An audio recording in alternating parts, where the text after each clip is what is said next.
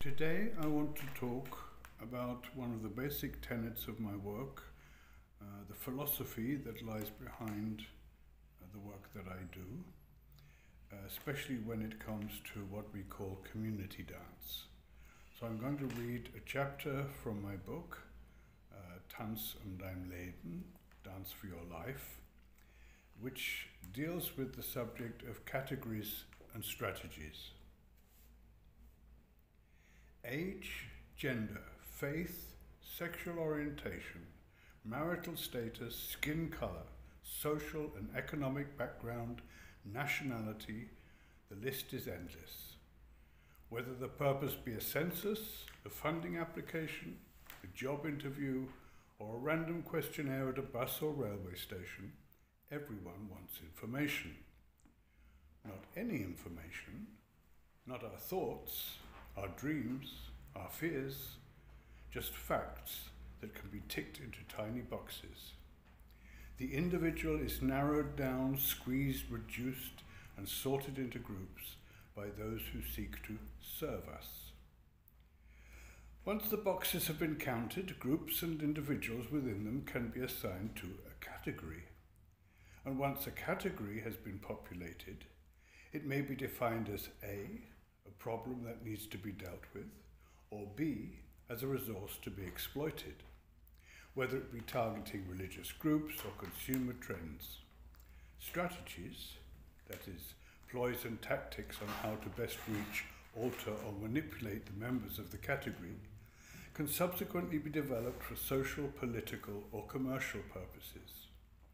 Cultural service providers, especially when addressing community arts, can be as prone to this categorization and compartmentalization as any other bureaucratic institution or commercial endeavor. Strategies are not always overt. They can be a set of rules and guidelines that have inserted themselves insidiously.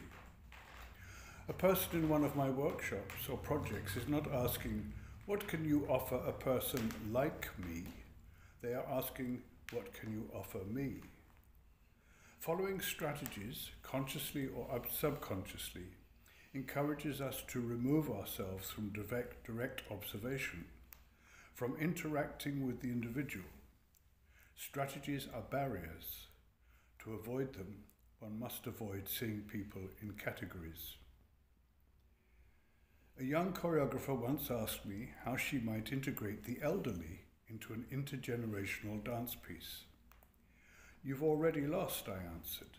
"The minute you see the elderly as a group needing to be integrated, you have categorized them as being other, outside the mainstream. That thinking is part of the problem." I don't work with categories.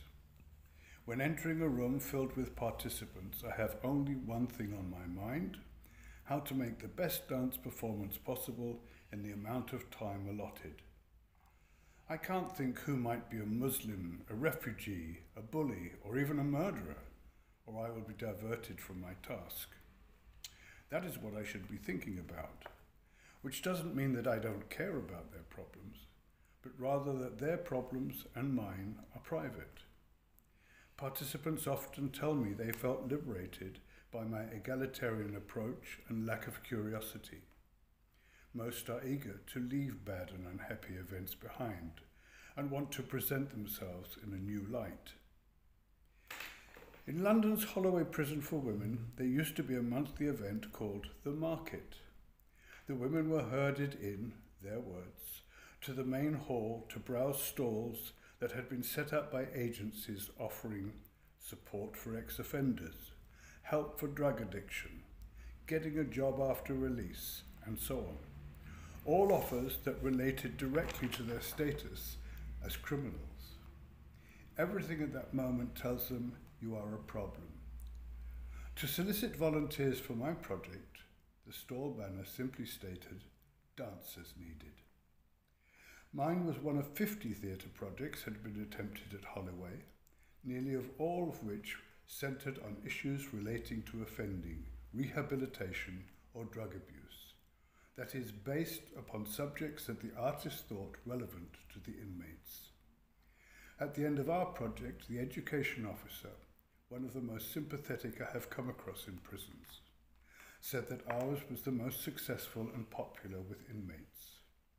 All I had done was to concentrate on making the best choreography possible to The Little Suite, a classical piano composition by César Franck.